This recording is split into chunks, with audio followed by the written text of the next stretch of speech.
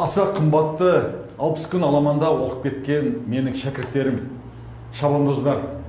2 ай бойы біз сіздерге адал қызмет істедік. Мен және менің командам. Барымызды, нәрімізді бердік. Ешқандай оған артық ақы сұраған жоқпыз. Көптерің кәсіп бастадыңдар, денсаулықтарын түзеттіңдер, психологияны қалыпқа келтірдіңдер, отбасыларында береке орнаттыңдар, өте керемет білім алдыңдар. Енді сіздерге өтініш. Қазір бәрлеріңіз Telegram каналдағы Сен партиясына тіркеліңіздер. Әр қайсыларыңыз арттарыңыздан кемінде 10 адам алып келіңіздер. Бұл сендердің Қазақстандарың, сендердің болашақтарың. Сол үшін мен сендердің сөздерін сөйлеу үшін партияға барғым келеді. Және де мен жалғыз емес, менімен бірге кемінде 30 осы аламанда оқып кеткен 30 мықты экономиканы, заңды, жақсы білетін азаматтарды таңдап солар партия неменеге барады. Содан кейін сендердің бәрін мәслихаттарға барасыңдар. Қалалық, аудандық, облыстық. Сол мәслихатта ақшаның дұрыс жұмсалғанын, елге қызмет еткенін қадағалайсыңдар. Сендердің бәрлерің Алаштың өмірін зерттедіңдер. Міржақыптың, Мағжанның, Сұлтанмахмұттың өлеңін жаттадыңдар. Музейлерге бардыңдар. Солардың төс белгісін төстеріңе тағып жүрдіңдер. Сол Алаш идеясын бойларыңа сіңірдіңдер. Енді өздерің үшін, өздерінің болашақтарың үшін жұмыс істеулеретін уақыт келді. Ол үшін бізде ешқандай біз елге қарсы бір үлкен көтеріліске барамыз деп айтпаймыз. Біз бейбіт жолмен, Махатма Ганди айтқан, егер зұлымдыққа бейбіт жолмен қарсы шығу.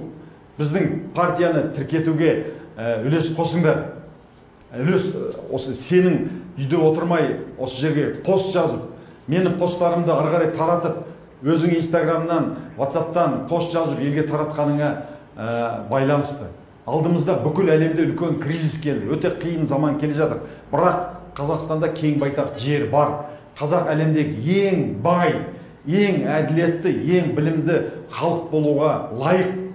Біздің 32-ші жылы біздің халқымыз әлемдегі ешбір халық көрмеген геноцидті көрді. Әлихандардың айтуынша 7 миллионға жуық халық болған, соның 5 миллионын құртып жіберді ана қызыл қанішерлер. Біз енді қайтадан тарихтан ойып тұрып орнымызды алып, бабалар көрген зұлматтың кегін қайтаратын, кегін қайтару деген сөз, мына қазақтың жерін түгел жайлап, біз 10 жылдың ішінде біз 30-50 миллион халыққа жетуге біздің мүмкіндігіміз бар. Жердің асты да бай, үсті де бай. Барлық қазақтың баспанасы болып, барлық қазақтың астында жақсы көлігі болып, не ішем, не дейтін деген проблемасы болмай, табысы кемінде 1 миллион теңге табыс болатындай жасауға мүмкіншілік бар. Оны мен білемін, сендер білесіңдер. Енді міне Алаштың рухын қайтадан оятатын, Алаш армандаған елді жасау, осы сенің міндетің. Тығылып қалма, болашағың үшін қимылда, күрес. Енді әрқайсыларыңа жетеді, әрқайсыларың отбастарыңа, достарыңды осы партияға келіп тіркейді деген мен үміттемін. Бұл халық партиясы. Менің артымда мен ант етем, балашаға мен ант етем, ата-бабамның аруағы мен ант етем, Құран ұстаса Құран ұстады ант етем. Менің артымда халық қане тұр. Биліктің бірде-бір өкілімен мен сөйлескен жоқпын.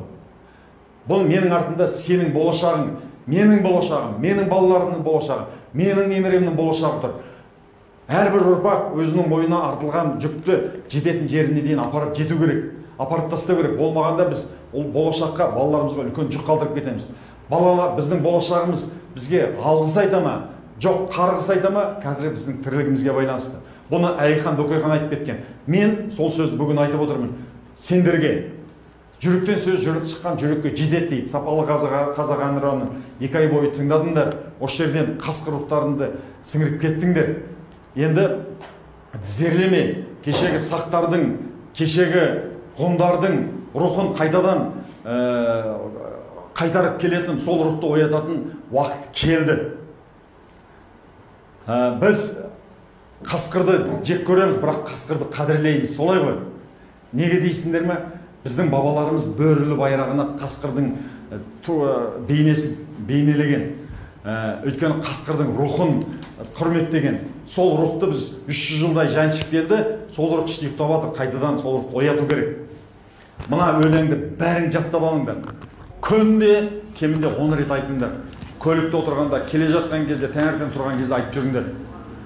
Жек көрем итті, алысып жүрем, шабысып жүрем, қағынып, сайын даланың тағысымын мен, не деген ғажап тағылық.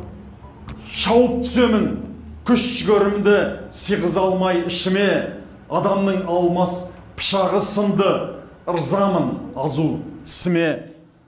Қасқыр бабалар барлық ұлыстың мазасын алып манадан, иттермен болған қанды ұрыстардың иісін сезем даладан.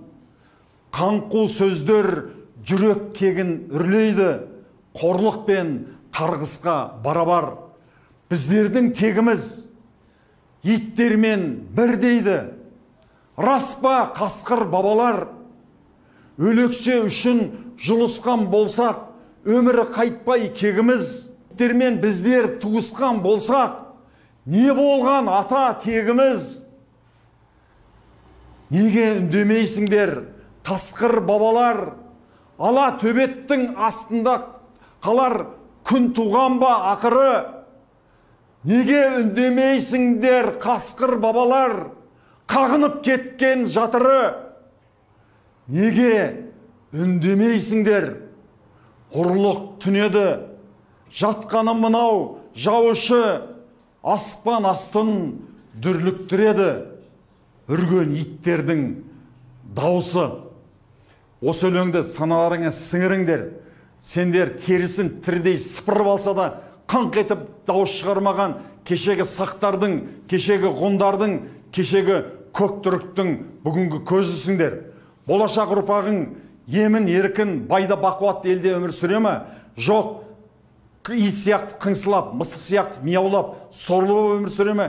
Қазіргі сенің шешіміңе, қазіргі сенің тірлігіңе байланысты. Бізді алатын күш жоқ. Біз бабалардың арқасында осындай ұлан байтақ жерде өмір сүріп жатырмыз. Енді біз бейбіт жолмен заңды қабылдатамыз. Осы заң мәңгілік қазақ елінде салтанат құратын болады. Ол тура сенің шешіміңе байланысты.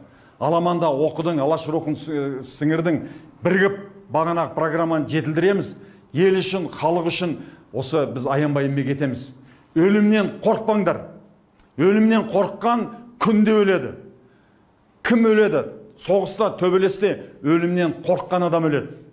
Сондықтан біздің қазір басымызды жерге қарайды, ете алмайды. Июге қақысы да жоқ. Жаңағы қолында қаруы бар полицейскийде, КНБ-нің азаматтары да кешегі ана сүтін, қазақтың сүтін емген, кешегі сақтардың, кешегі ғұндардың, кешегі көктүріктің, кешегі алаш ұрпағының азаматтары, балалары, олар сендерге қарсы қару жұмсай алмайды. Жұмсамайды да. Егер қазір 1 миллион халық біздің партияны қолдайтын болса, біз партияны құрамыз, заңды орындаймыз. Сол кезде халыққа қарсы сойыл соққандардың көкесінен көрсетіп тұрып, солардан кегімізді қайтаратын боламыз. Біз бейбіт елмен, бейбіт заң жұмыс істейтін елді құрамыз, сізбен біз құрамыз. Әрқайсымыз бүгінгі жауапты кезең. Бүгін қазақ арғарай ел боп қала ма? Жоқ, сол бұрынғы жемқорлықпен, бұрынғы сол ойын сауықпен той-тойлатып жүріп, мына елімізден айырылып қаламыз ба? Бүгін шешуші кезең. Шешім қабылдаңдар. Рахмет.